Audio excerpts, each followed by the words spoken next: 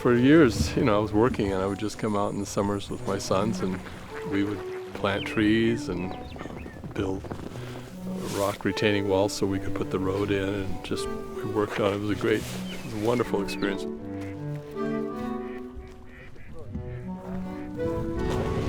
I reached a point in my life where I knew I wanted to buy something in Montana, but I wanted to be on or near water because I was still sculling competitively at that time.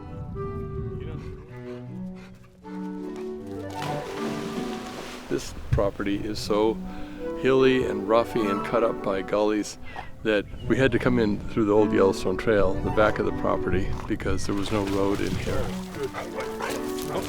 Probably 3 or 4 summers. We just camped out, wash up in the lake, cook out every night. You could do that all day long.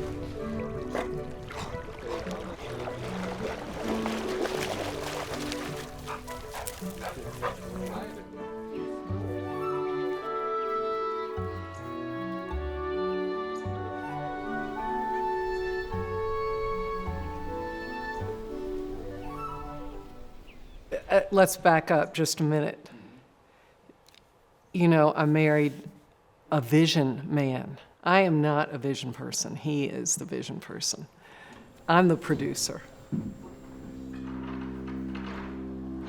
David loves all things classical, and he is, he adopted the country of Greece when he was in his 20s, so he's a Grecophile.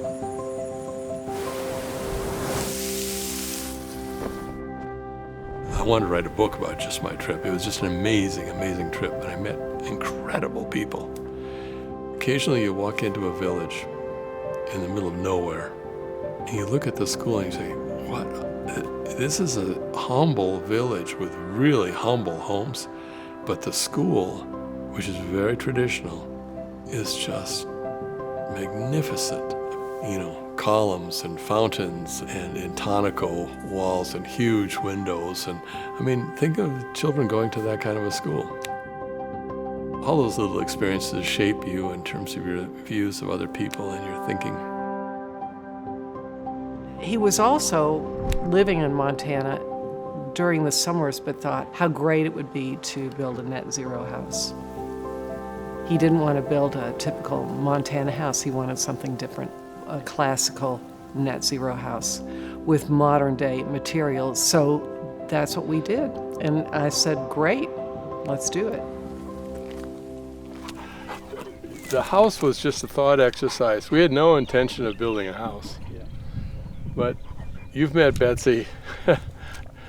There was no possibility in his mind that he would build this house. How does that fit into the kind of narrative that you just told? I don't remember that.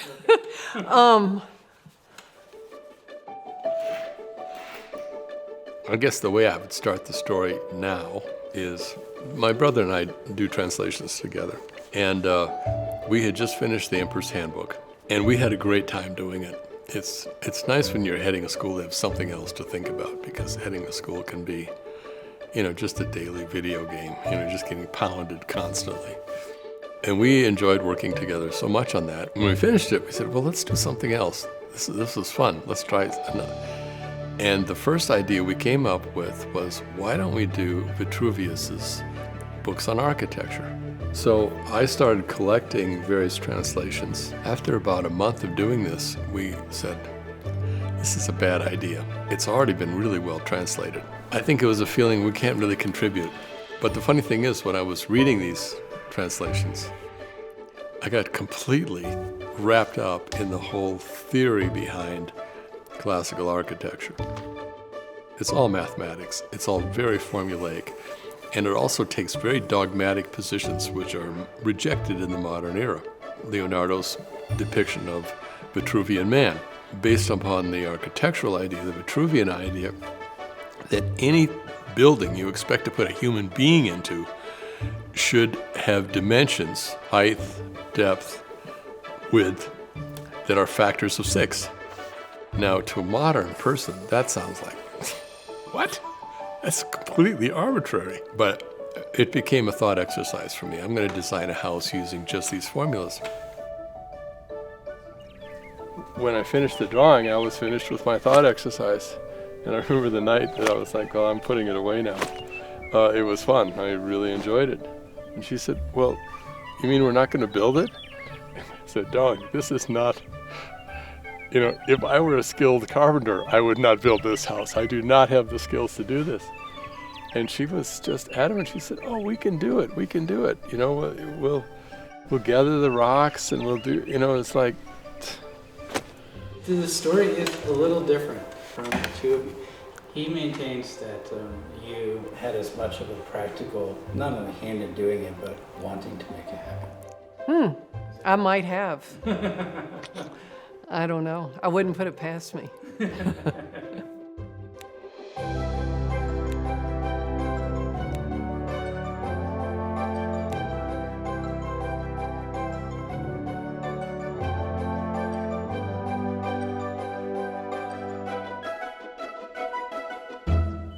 It took us, I think, a couple of years to sort of design a house. And, Betsy was looking over my shoulder, as always, and making suggestions or modifying things in a way that was very helpful and always improved the design.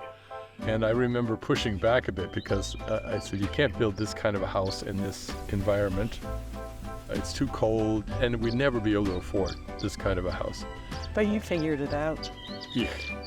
No, we figured it out. Well, what happened is we were driving through Belgrade, and it just so happens that the factory that manufactures structural insulated panels, otherwise known as SIPs, it's a technology that was developed in Japan to be resistant to seismic movements. And of course, we live in a seismic area. We're just north of Yellowstone Park. So that's the story of this house. And at that point, I think we said, maybe we can build this house, but it's going to take us a long time because we want to do a lot of the work ourselves. The 11-year project, I think the first 3 years, was just picking stones and gathering. We had huge piles of stone up here. Right up there. We took 1 year, just Betsy and I, doing the masonry work. Betsy mixed most of the concrete, and I laid all the stones. A rattlesnake surprised David on the top layer of the stone. Yeah. And he actually used a stone, and that rattlesnake's buried in that wall right there. No, I almost fell off the scaffold because it was a little terrifying to be confronted with a rattlesnake, but it found a good resting place in a beautiful wall. So anyway, that's our story about the house.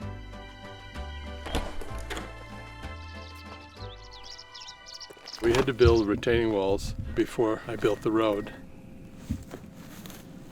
The top of it is, I built in under that road the same distance as the height.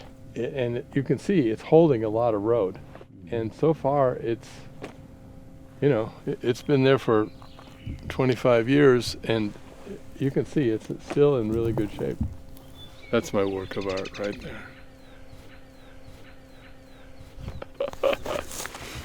One of the things that I really wanted to have at this house was a garden so that we could raise our own vegetables and have some fresh food. What I didn't realize moving from the south was how short the growing season is, about 100 days. With a formal house, we did a formal garden. I have different beds. Nothing is growing in it. It's a cold spring this year, but usually it's a bunch of different kinds of vegetables and then perennial flowers that have yet to come up. David's rhubarb in the far bed is kind of the only green thing we have going on right now. I really appreciate that, in the Bible, God put us in a garden and we are to tend it. And I feel a responsibility with this land, certainly, to do that. You want to respect the life that is already here. We have loons, we have pack rats, mice, deer in the garden. The lake is just covered with ducks. It's like they have a reservation to be on this lake. They come in, they go, a whole new group comes in. Boy, I hope you can get that sound of that loon. That would be really cool. But living with it often entails pushing it back. The problem with porcupines out here is that they eat the bark off of trees in the wintertime. And if they ring the tree, which is what they like to do, the tree dies. These are These are Siberian or Russian olives. The thing about the Russian olive tree is it just grows as a bush. The only way you can get it to grow as a tree is by keeping it pruned constantly. It's sort of a metaphor for human beings. We do much better if we're tended and we prune things than if we just let things go. If you look at the outside of this building, you might make an assumption that it's all built out of cut stone because they're huge blocks. The covering is all of a limestone paste. And the way you make that limestone look is you putting it on 3 layers, actually. But the last layer, you use a little tool that we had to make ourselves. Actually, Betsy built this tool to create what they call intonico. You strip away the last layer in a very geometric pattern. Every little detail here, it's, we have a portico here. The portico is where the kind of, the formal entrance to the home. It looks like a Greek temple. It creates the center. It's like our nose, our mouth, and everything goes out symmetrically from there. That is, from a classical perspective, beautiful. There are very specific mathematical laws governing the height of a column in relation to its diameter, in relation to the spaces between the columns. Very precise mathematics. Now, my portico called for a column of 28 inches in diameter. No one makes a column 28 inches in diameter. I called around. I found a man in Logan, Utah, who built columns out of his garage. I drove down just to meet him because he sounded like a character and was hoping I could persuade him. I brought all my drawings down. I brought my books of Vitruvius, and he looked at all this stuff and he said, "You're crazy, aren't you?" And I said, "Well, I'm not crazy, but this is the way, this is the way it's got to be." "All right, I'll build your columns." And I called him up and I said, you must have made a mistake here because you're charging me as if they're 24. I know you had to make a new mold for these. He said, "Well, I'm crazy too."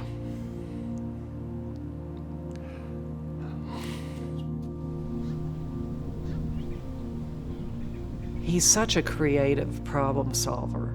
It's so nice to live in a space like this. It's easy, it's comfortable. Honestly, a big reason for this house was a place to finally rest his books, his beloved books.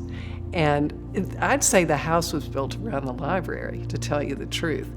Every time he moved from a different school, all those 88 to 188 boxes of books would go with him, and he wanted a final resting place.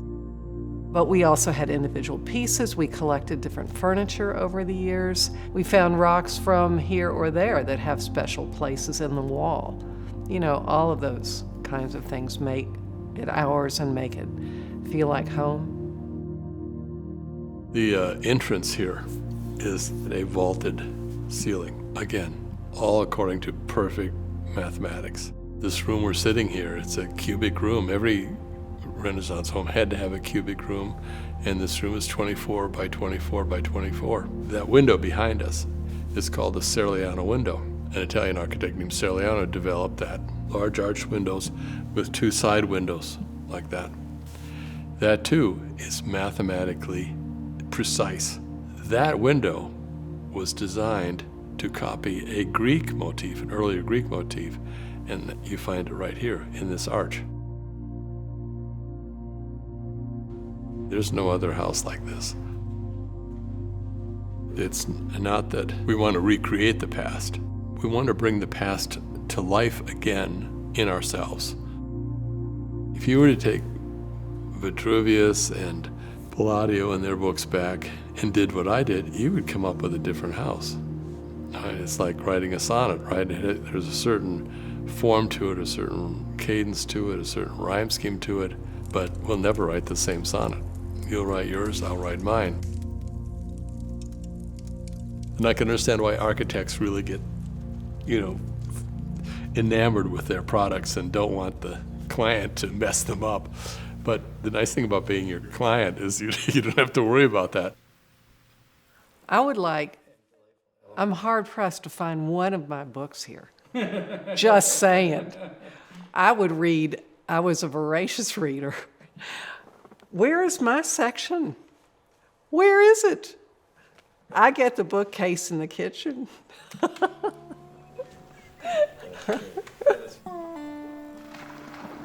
That boy's in heaven right now. I got a letter from John Milanovich, a friend.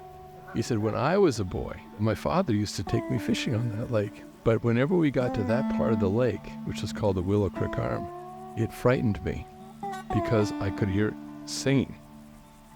And I told my dad, I don't want to go there. I hear all this singing when we go there. He said it was like opera singing. And the father looked at me and said, don't worry about it. Those are angels. There's always been my sense, camping out here, walking the land, there's something really sacred about this space. And when I read that letter, I just teared up. I couldn't believe the story he was telling. When David bought this land, he's always said, what a great place for a monastery. And as we journeyed into Orthodoxy and got further into that, I thought, great, what a wonderful way to live, to be near a monastery, to be able to go and enter into that monastic rhythm. The house that you visited and all this property, all 1,000 acres, is in a life estate to an Orthodox monastery. We were hoping that we would have a monastery here almost immediately, that monks would move here and build a monastery. But the initial plan that we had didn't work out.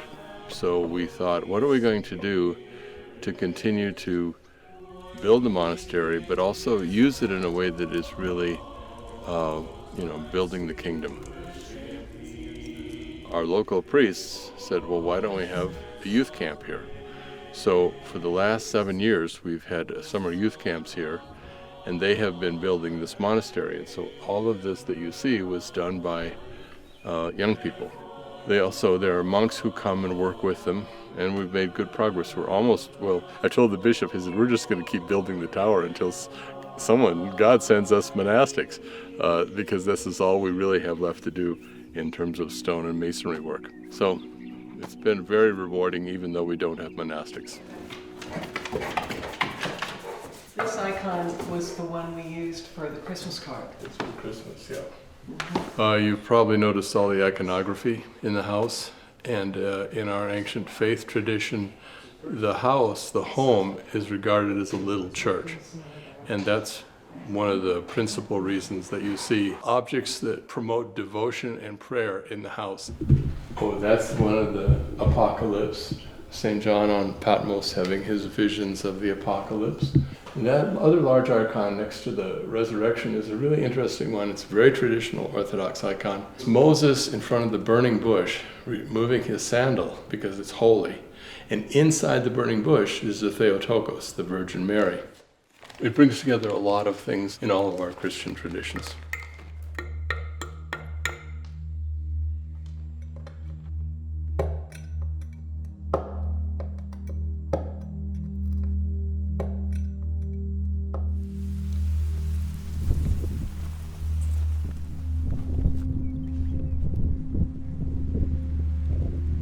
This image is portrayed often in Christian art, often in the Catholic or Protestant tradition. But what you see is Peter grabbing onto the Savior's wrist. He's reaching up and grabbing. In the Orthodox tradition, that never happens. It's always Christ grabbing Peter.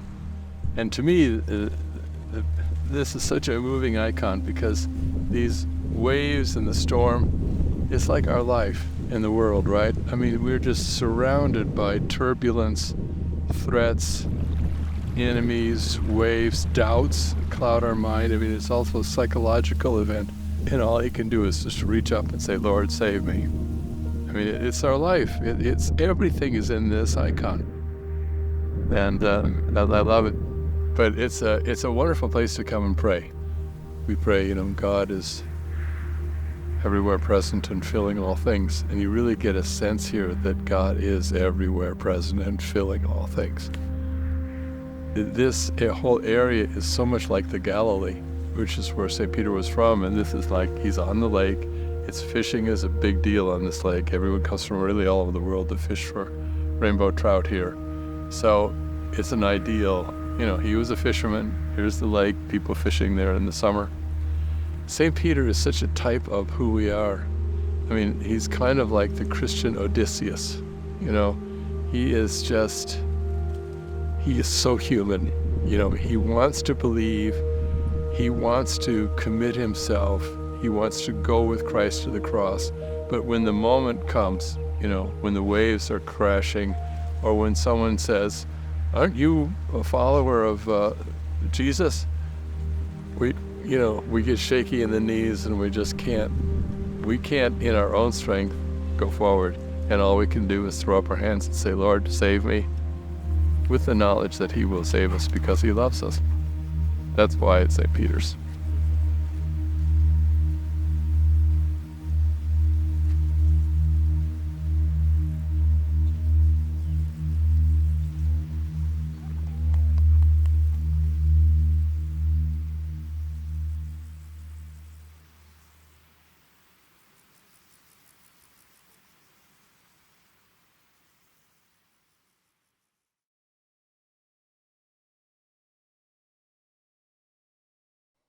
Hi, this is Christopher Perrin with Classical Academic Press. David V. Hicks is a graduate of Princeton University, and he attended the University of Oxford, where he read philosophy as an Oxford Rhodes Scholar. He's also a veteran educator and an educational leader, having served as the Chief Academic Officer for the Meritas family of schools and on multiple boards, including as Vice Chairman of the Tassis Foundation in Switzerland. He's taught strategy at the Naval War College while serving in the Navy, and he spent most of his life heading independent schools and serving on boards in America and abroad.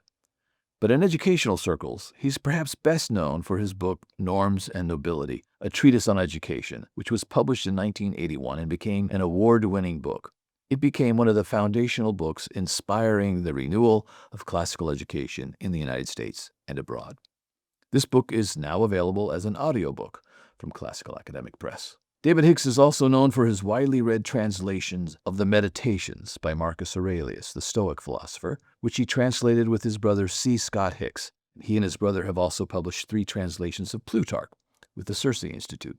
His latest book is The Stones Cry Out, Reflections on the Myths We Live By, and it's available now at Classical Academic Press on the website at classicalacademicpress.com. You can also view his course on the history of education and educational leadership on ClassicalU.com.